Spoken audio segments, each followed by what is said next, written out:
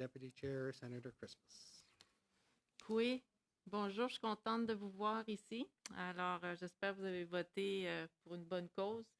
Mais maintenant, le projet de société est majeur. Donc, j'espère que votre énergie et votre leadership va résonner à travers le Canada. Alors, comme je disais à vos collègues,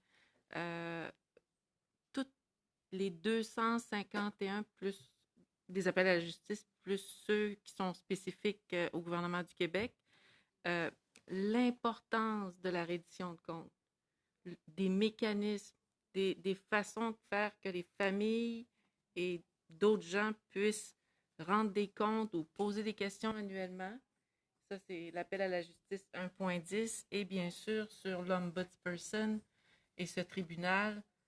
Les familles que je connais ou avec lesquelles je travaille font des pressions pour faire en sorte que tout est important, mais s'il n'y a pas de reddition de compte, on risque de diluer ou utiliser ça pour financer des choses qui n'ont pas un impact réel là, pour les femmes et filles autochtones. Ma première question. Puis ma deuxième, comment on fait pour que ça se ressent jusqu'à Pacoashippi, à Schefferville, à Obidjouan, Manoan, au lieu de tout centraliser dans ce qu'on connaît traditionnellement, les organisations qui font du bon travail, mais pour sauver des vies dans le downtown Eastside ou dans les communautés éloignées, quelles sont les stratégies?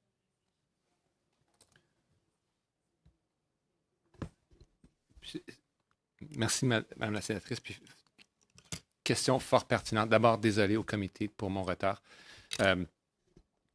D'abord et avant tout, s'il y a quoi que ce soit que le rapport final de l'Enfadac nous a appris, c'est l'approche du gouvernement doit en être une qui est systémique et pas à l'emporte-pièce.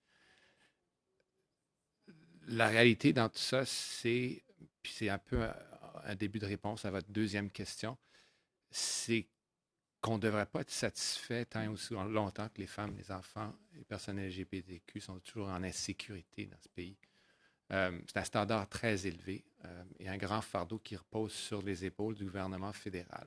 On n'est pas le seul, mais on est responsable. Et puis, il faut l'avouer. Dans cette optique-là, dans l'optique d'une pandémie qui a rendu les femmes et les enfants plus vulnérables, plus sujets à la violence, c'est tangible, c'est mesuré, il y a forcément un échec à constater. Il y aura un échec tant et aussi longtemps que les personnes ne se sentent pas en sécurité dans les communautés que vous avez nommées. La reddition de compte, c'est critique. Je pense que le sous-ministre en a parlé, que ce soit dans la mise en place d'un ombudsman person qui soit capable de vraiment mettre des dents dans la reddition de compte, c'est clé. J'appuie la démarche. Pas rendu là encore, mais on doit être rendu là, puis il faut le faire de la bonne façon.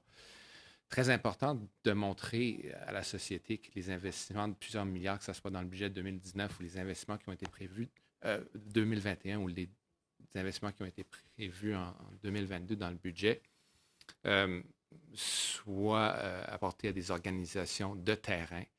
Je pense que le sous-ministre là aurait pu nommer au-delà d'une quarantaine d'organisations ou de programmes à travers lesquels ce financement se fait.